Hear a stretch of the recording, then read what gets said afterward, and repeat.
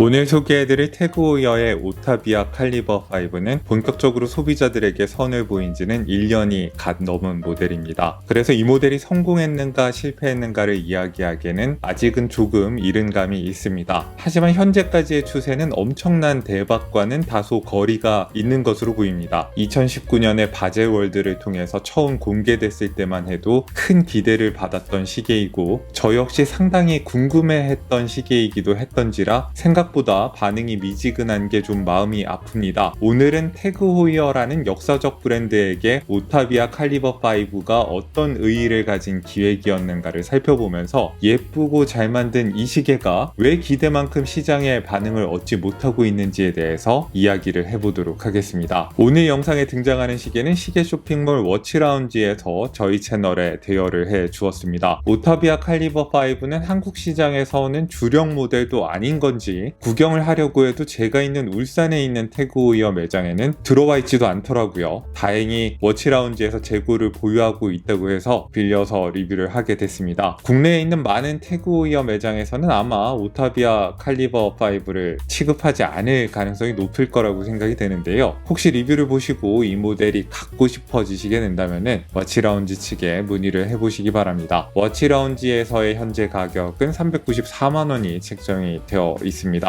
요즘은 태그호이어가 시계 커뮤니티 사이에서 이상한 별명으로 불리면서 놀림을 받는 경우가 종종 있습니다. 하지만 역사를 놓고 봤을 때 태그호이어는 그 어떤 시계 회사랑 비교해도 무시당할 이유가 없는 브랜드입니다. 특히 크로노그래프의 역사를 이야기할 때 태그호이어보다 더 중요한 시계 회사는 거의 없다고 해도 과언이 아닙니다. 태그호이어의 출범 당시 이름은 호이어였고 에두아르 호이어라는 인물이 1860년에 설립했습니다. 19세기 중반에 설립된 회사니까 상당히 전통 있는 회사이고 아주 오래전부터 정밀한 스탑워치를 만드는 걸로 명성이 높았습니다. 예를 들면 다른 회사들은 5분의 1초 단위 정도에 만족하던 1916년에 이미 호이어는 마이크로그래프라는 100분의 1초 단위까지 잴 수 있는 엄청난 정밀성을 가진 기계식 스탑워치를 만들었습니다. 이 마이크로그래프는 당대의 스탑워치 중에서는 가장 높은 정밀성을 자랑했기 때문에 올림픽위원회가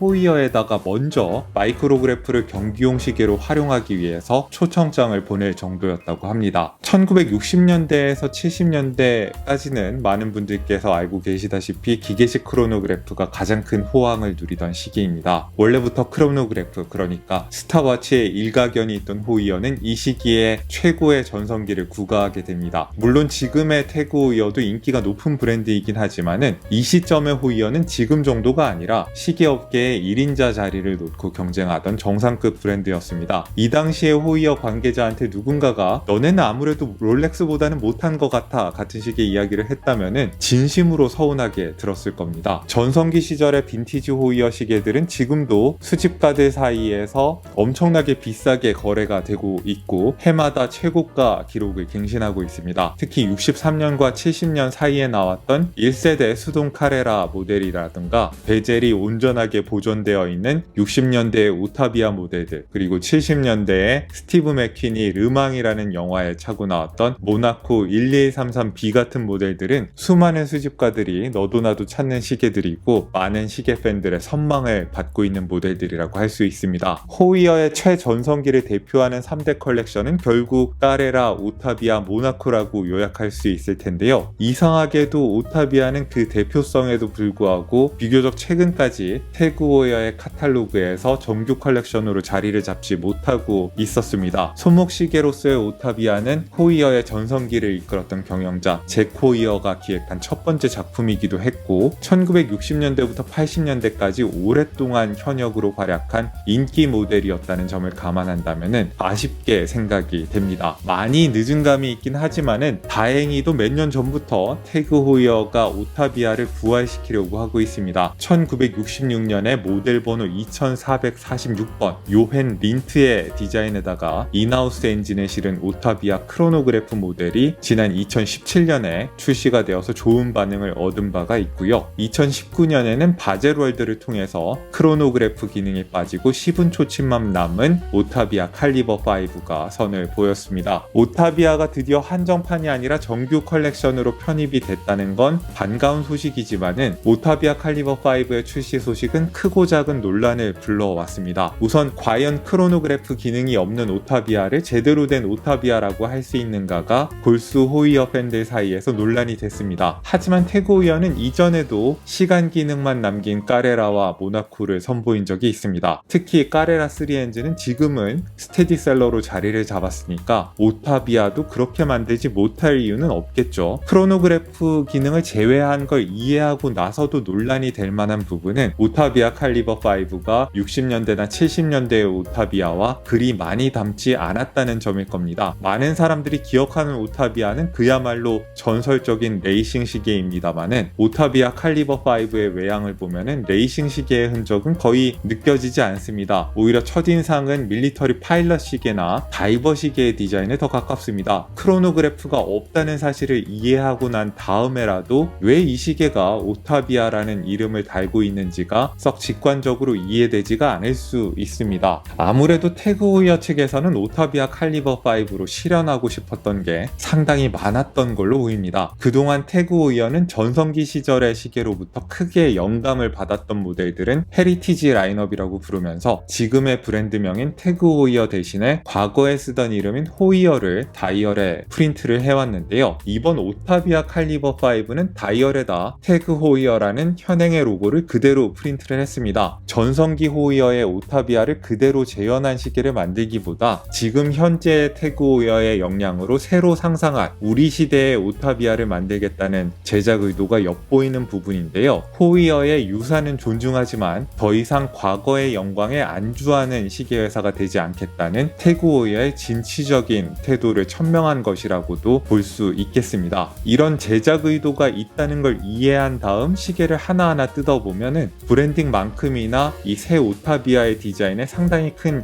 야심이 담겨 있다는 게 보이실 겁니다. 레트로적인 디자인 요소들이 많이 들어가 있어서 얼핏 보면은 옛날 시계를 그대로 갖고 온 게 아닌가라는 착각을 일으킬 수 있지만은 그러한 디자인 요소들을 굉장히 오리지널하게 조합을 했습니다. 그리고 이 조합이 임의적이지 않고 브랜드의 과거와 현재, 미래와 맞닿아 있다는 게 재밌는 점입니다. 오타비아라는 모델의 역사뿐만 아니라 태그 호이어 브랜드의 역사를 창조적으로 전유했을 뿐만 아니라 거기다 브론즈나 세라믹, 티타늄 같은 현대적인 소재와 색감까지 결합을 하려고 했습니다. 오타비아 시리즈의 역사를 창조적으로 전유했다는 게 무슨 이야기인지 잠시 부연해 드리자면 흔히 오타비아라고 하면은 잭 호이어가 62년에 만들어서 70년대까지 전성기를 누렸던 크로노그래프 손목 시계를 가리키는 말입니다. 앞서 말씀드렸다시피 호이어의 전성기를 대표하던 워낙 인기 있는 시계였으니까요. 하지만 사실 호이어의 카탈로그에 오타비아라는 이름은 1933년부터 존재했습니다. 그리고 30년대의 오타비아는 손목 시계가 아니라 자동차와 비행기의 계기판에 들어가는 시계를 가리키는 말이었습니다. 당시 호이어는 자동차를 뜻하는 오토모티브에서 AUT를 따오고 항공을 뜻하는 에비에이션에서 AVIA를 따와서 오타비아라는 신조어를 만든 건데요. 따라서 오타비아라는 계기판 시계는 출발부터 레이싱 시계와 항공 시계를 겸하는 모델이었다고 할 수 있습니다. 태그 호이어는 2019년에 와서 오타비아를 10운 초침만을 가진 시계로 새롭게 상상하면서 원래의 이름에서 항공 시계라는 측면을 더 강조해 보기로 한 것으로 보입니다. 이를 위해서 유명한 60년대 크로노그래프보다는 망각 속에 묻혀있던 30년대의 계기판 시계의 디자인을 끄집어내서 다이얼의 레이아웃을 구성을 했습니다. 무엇보다 큼지막한 아라비아 숫자 인덱스들과 철도 모양의 챕터링은 이 시계가 30년대 호이어의 계기판 시계들로부터 많은 영향을 받았음을 느끼게 해줍니다. 물론 3시 방향에 위치한 8mm 지름의 커다란 크라운도 계기판 시계의 것을 거의 그대로 갖고 온 것입니다. 오타비아의 이 아라비아 숫자 인덱스들로부터 계기판 시계뿐만 아니라 호이어가 1930년대에 만들던 파일럿 크로노그래프들을 연상하시는 분들도 있을 겁니다. 60년대와 70년대에 만들었던 레이싱 크로노그래프가 워낙 유명해서 오늘날에는 다소 이친감이 있지만은 30년대에는 호이어도 괜찮은 파일럿 크로노그래프들을 만들었습니다. 항공시계풍의 레이아웃으로 오타비아의 다이얼을 꾸리면서 태그 호이어는 레이싱 시계이면서도 항공시계이기도 했던 오타비아의 하이브리드 정체성을 다시 한번 한번 부각하고 아울러서 파일럿 시계 메이커로서의 브랜드에 상대적으로 알려지지 않은 면모를 조명하려고 했을 겁니다. 그렇게 오타비아의 역사뿐 아니라 브랜드의 역사까지도 재전율을 해보려고 한 거죠. 물론 60년대에 유명한 크로노그래프 오타비아를 오마주한 부분도 있습니다. 모서리에 45도 빗면 처리가 된 특유의 케이스의 윤곽과 촘촘한 미닛 마커가 들어간 베젤 같은 거는 모델 번호 2446M으로부터 영향이 상당히 많이 느껴지는 부분이고요. 그리고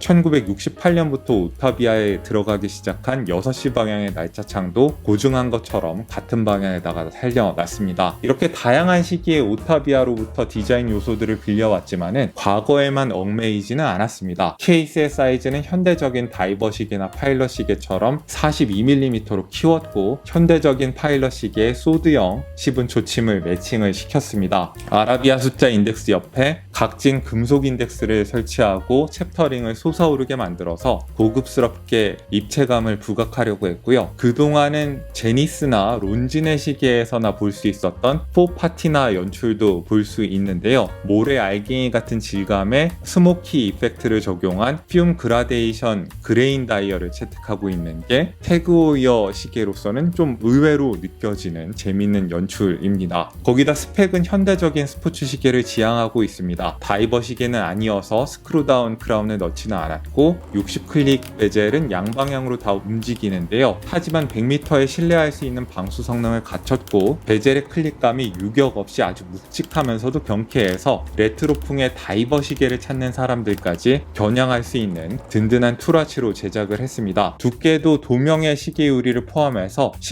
13.5mm로 크기에 비해서는 상당히 슬림하게 뽑아냈습니다. 그리고 이 스펙에 어울리게 요즘 트렌디한 소재로 떠오른 브론즈나 티타늄, 세라믹 같은 소재를 광범위하게 사용했습니다. 이 가격대에서 양면에 무반사 처리가 된 사파이어 크리스탈 시계 유리는 그리 특별하게 느껴지지는 않겠지만은 베젤을 유리 같은 광택을 가진 글로시한 세라믹으로 만든 건 꽤 신기하게 느껴집니다. 스틸 케이스뿐만 아니라 화면에 보이시는 것처럼 브론즈 케이스를 적용한 오타비아가 나온다는 것도 생각해 볼 거리인데요. 반짝이는 로즈골드 빛깔에서 시작해서 사용자의 습관에 따라서 서서히 색상이 변하는 다른 회사의 브론즈 케이스랑 달리 이 오타비아는 미리 파티나가 일어난 것처럼 어둡게 그을린 효과를 입혀놓은 대신에 더 이상 색깔이 변하지 않게 처리를 한 게 독특한 점입니다. 케이스백은 티타늄 소재를 사용해서 무게를 줄이고 피부 알레르기 등으로부터 사용자를 보호하고 좋은 착용감을 주려는 배려를 했습니다. 마지막으로 2019년 출시 당시에 태그오이어에서 이 시계를 위해서 비장의 무기로 준비한 게 하나 더 있었습니다. 바로 카본 헤어 스프링을 탑재한 무브먼트였는데요. 태그오이어의 라인업은 그동안 대중성이 높은 아쿠아레이서나 카레라 3엔즈 같은 범용 무브먼트 모델들이랑 본격적인 인하우스 무브먼트를 탑재한 고가의 크로노그래프 모델들로 극명하게 나눠져 있었고 둘 사이에 가교 역할을 할 시계가 없었습니다. 태그오이어는 범용 셀리타 무브먼트에다가 신소재 헤어 스프링을 장착해서 3엔즈 오타비아에다 달아주고 브랜드의 견고한 허리 역할을 맡기려는 구상을 했던 걸로 보입니다. 카본 헤어 스프링은 설계대로만 작동을 해준다면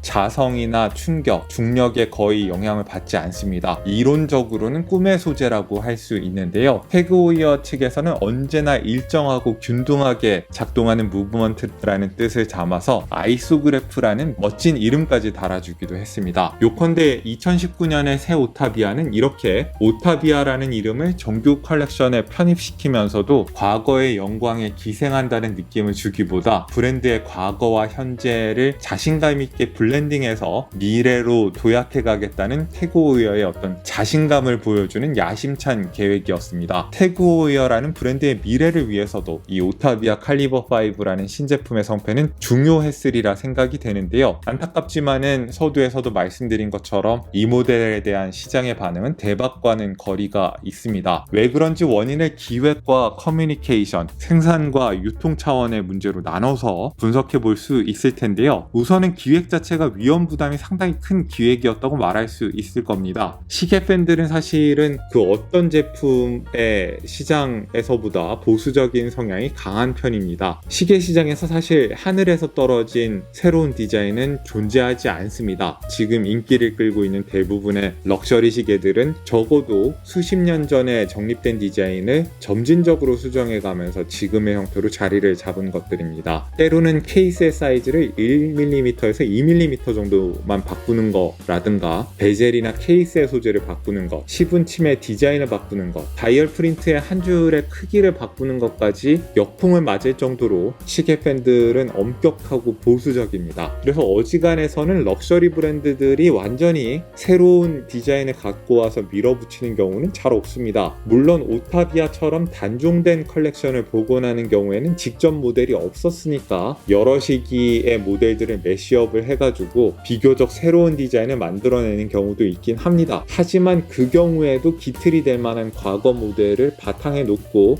비슷한 시기의 디자인을 섞지 오타비아처럼 30년대의 계기판 시계와 60년대의 크로노그래프를 현대적인 디자인과 섞는 식으로 급진적인 접근을 취하는 경우는 잘 없습니다. 게다가 보통 신작은 무난하게 검은색 다이얼 내지 파란색 다이얼에 스틸 케이스 모델로 출시한 다음에 자리를 좀 잡으면은 다른 색상이나 소재로 확장해 나가는 게 일반적인데요. 무슨 까닭인지 오타비아 칼리버 5는 처음부터 알록달록한 스모키 이펙트가 적용된 다이얼에다가 브론즈 케이스 모델까지 과감하게 공개를 해버렸습니다. 그러니까 이건 뭐 용감하기가 이루 말할 데가 없는 기획인 겁니다. 급진적이고 용감한 기획이니까 소비자들에게 이 시계의 취지를 잘 설명하는 게 그 어느 때보다 중요했을 겁니다. 하지만 새 오타비아는 별로 마케팅의 덕을 보지도 못한 것 같습니다. 많은 분들이 태그호이어를 마케팅을 잘하는 회사라고 생각하시는 경향이 있기 때문에 이 점을 의외라고 생각하실 텐데요. 물론 태그호이어가 그동안 스포츠 스타나 연예인을 앞세워서 특히 명품을 처음 접하는 젊은 소비자들한테 브랜드의 매력을 효과적으로 어필해왔던 건 사실입니다. 하지만 이 브랜드가 브랜드의 비전을 시계 팬들한테 희망찬 어조로 전달하거나 시계 하나하나의 스토리텔링을 섬세하게 설명하는 회사는 아니었습니다. 아니나 다를까 태그호이어는 오타비아 칼리버 5를 놓고 미디어에다 어떤 메시지를 전해야 할지 스스로도 상당히 혼란스러워하는 모습을 보여줬습니다. 태그호이어 시계답게 출시 소식과 함께 전 세계의 미디어를 통해 노출은 많이 되었습니다. 마케팅 비용도 많이 썼겠죠. 하지만 제 눈으로 봤을 때는 오타비아를 소개하는 여러 기사들에서 디자인의 주된 취지가 뭔지, 왜 이 시계가 오타비아라고 불릴 자격이 있는지가 제대로 설명이 되지 않는 것처럼 보였습니다. 심지어 이걸 파일럿 시계로 밀어야 할지 레이싱 시계로 소개해야 할지도 잘 정리가 되어 있지 않은 느낌마저 있었습니다. 이렇게 기획 자체의 위험 부담이 크고 커뮤니케이션에 문제가 있었다고 해도 각종 미디어에 노출은 많이 되었고 출시 초기에 이곳저곳에 긍정적인 리뷰들이 많이 나왔습니다. 태그호이어가 워낙 인기 있는 대기업이고 시계 자체는 예쁘고 만듦새도 좋았으니까 출시 소식이 전해진 다음에 제때 매장에 제품이 전달이 될 수 있었다면은 그래도 어쩌면 오타비아 칼리버 5는 큰 성공을 거둘 수 있었을지 모릅니다. 하지만 모델이 생산이 되어서 실제 유통이 되는 과정도 순탄하지는 않았습니다. 아니 순탄하지 않았던 데서 그치는 게 아니라 여기서 결정적인 문제가 생깁니다. 오타비아 칼리버 5는 2019년 1월부터 바젤월드가 있는 3월 말까지 미디어를 통해서 집중적으로 홍보를 했으니까 보통은 제품이 늦어도 5월 정도면은 매장에다 전개가 되어야 하는 게 정상입니다. 그런데 이상하게도 오타비아 신제품은 무슨 시범 판매를 하는 것처럼 아주 천천히 일부 매장에만 물량이 풀리기 시작했습니다. 되짚어보면 이때부터 태그호이어가 원하는 만큼 제품을 만들지 못하고 있다는 의혹이 있었고 불안한 기운이 감돌기 시작했던 것 같습니다. 그런데 갑자기 그해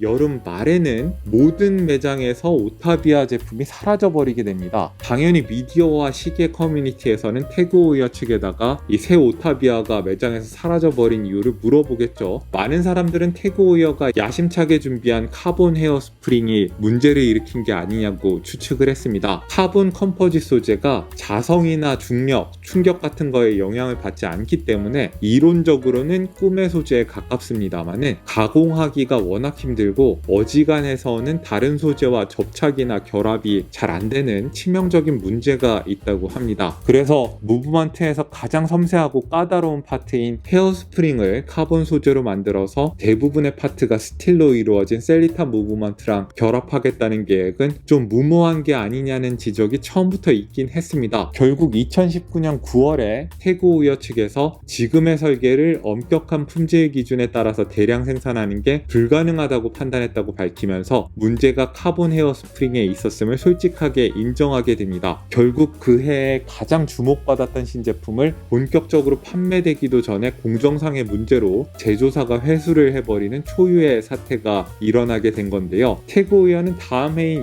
2020년 초에 카본 헤어 스프링을 포기하고 일반 셀리타 무브먼트를 장착한 다음에 가격을 500불 정도 내려서 오타비아 칼리버 5를 다시 내놓습니다. 하지만 신제품을 처음 마주하는 흥분된 분위기를 소비자들 사이에서 다시 만들어낼 수는 없었겠죠. 식당도 개업발이 있는 것처럼 신제품도 출시발이 있는 건데 오타비아 칼리버 5는 출시발을 거의 누리지 못하게 됩니다. 게다가 카본 헤어 스프링이 제외되면서 뭔가 제일 매력적인 기믹 중 하나가 빠져버린 것도 아쉬운 점입니다. 여전히 크로노미터 인증을 받은 무브먼트니까 정확도 면에서는 흠잡을 데가 없겠지만 아무래도 혁신적이라거나 새롭다는 느낌은 덜한 게 사실입니다. 결국 기획과 커뮤니케이션, 생산 및 유통 과정에서 모두가 조금씩 어긋나는 부분이 생기면서 오타비아 칼리버 5는 큰 성공과는 좀 거리가 있는 시계가 돼버렸습니다. 리뷰어 입장에서는 상당히 아쉬움이 많이 남습니다. 올해 와치앤원더스로 공개된 새 시계들을 보시면 아시겠지만은 브랜드마다 신제품다운 신제품들이 점점 더 드물어지고 잘 자리 잡은 시계 회사들도 다들 인기 모델에다 색깔이나 사이즈 정도만 바꾸는 소심한 변화를 취하는데 만족하는 경향이 있는데 결과물이 완벽하지는 않더라도 과감하고 위험 부담이 큰 신제품이 평가받는 분위기가 좀 생겼으면 좋겠다는 생각은 늘 하고 있거든요. 오타비아 칼리버 5는 사진으로 보는 것보다 실물이 더 멋진 시계이고 42mm 사이즈라고 나와는 있습니다만은 체감은 상당히 컴팩트하게 느껴져서 가는 손목에도 충분히 찰만하다는 느낌이 듭니다. 몇 년 전에 태그호이어가 밀었던 이게 위블로인지 태그호이어인지 헷갈리는 현란하고 화려한 시계들과는 결이 다른 진지하고 실체감 있는 느낌의 시계라서 저는 개인적으로 이걸 구매할까 말까 고민도 했었던 시계입니다. 아마 이 시계가 성공했었다면은 시계 팬들 사이에서 태그호이어의 이미지도 조금은 바뀌지 않았을까 싶은데요. 물론 두 가지 정도 불만을 이야기할 수는 있을 것 같습니다. 우선은 이 시계에다 오타비아라는 네이밍을 하는 것이 결론을 얘기하면 그리 현명한 결정이 아니었다는 생각이 들고요. 오타비아라는 이름을 유지할 거면은 파일럿이나 항공시계를 떠올릴 수 있는 좀 더 직관적인 서브 브랜딩이 필요하지 않았나 싶습니다. 둘째로 색깔이 변하지 않는 브론즈 케이스라는 거는 제 생각에는 큰 의미가 없는 건데 선 처리를 해놓고 산화가 안 되도록 만들 거면은 왜 브론즈 케이스를 굳이 채택한 건지 불만스럽습니다. 이게 PVD 처리가 된 스틸 케이스랑 뭐가 다른가 싶은 거죠. 이렇게 몇 가지 불만 사항들이 없는 건 아닙니다만은 최근 몇 년간 본 태그호이어 시계 중에서는 가장 의외의 시계이면서 가장 들여다볼 가치가 있는 시계라는 인상을 저는 받았습니다. 전략을 잘 짜서 나왔으면 분명히 큰 성공을 거둘 수도 있었을 시계인데 어떻게 이렇게 안 풀릴 수 있을까 싶을 정도로 모든 게 다 엇나가 버린 게 좀 슬프다는 생각이 드네요. 물론 이 시계가 뒤늦게라도 조명을 받아서 갑자기 인기를 끌게 될지도 모르는 일이고 단종된 다음에라도 저주받은 걸작으로 나중에 수집가들이 찾는 희귀 모델이 될지도 모르죠. 이 모델의 미래에 대해서 너무 빨리 결론을 내려서는 안 되는 일이겠습니다만은 현재까지는 좀 부진해 보이는 게 사실입니다. 이 추세라면은 저주받은 걸작까지는 모르겠지만은 비운의 수작이 될 가능성이 높아 보입니다. 자, 여러분들은 이 시계를 어떻게 보셨는지 궁금하네요. 태그호이어의 2019년 신제품이라고 불러야 될지 아니면 2020년의 신제품이라고 불러야 될지 헷갈리는데 오타비아 칼리버 5를 와치라운지의 선의로 대여를 해서 리뷰를 해봤습니다. 오늘도 여러분들께 유용한 정보가 됐기를 바라고요. 여기는 생활인의 시계였습니다. 안녕히 계십시오.